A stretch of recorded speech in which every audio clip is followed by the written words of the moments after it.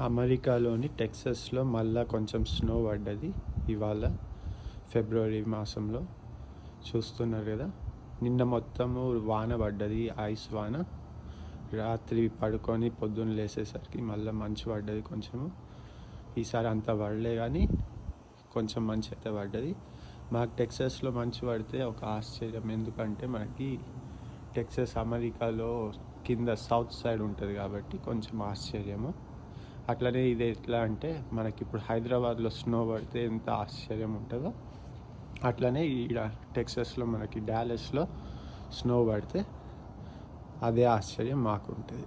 జనవరిలో పడిన స్నోకి అయితే మొత్తం రోడ్ మొత్తం స్నోతో మునిగిపోయి ఉండే. బట్ ఇవాళ అంత మంచిగా పడలేదు, బట్ చాలా చల్లగా ఉంది. ప్రస్తుతానికి మాకు ఇక్కడ వెదర్ వచ్చేసి -9 degrees Celsiusలో ఉన్నది. -9 degrees ఉంది కాబట్టి ఇక ఈరోజు నేను గరం గరం కాఫీతో నా డే స్టార్ట్ చేస్తున్నా. మొన్న జనవరిలో పడిన మంచు వీడియో కింద లింక్లో పెట్టినా చూడండి.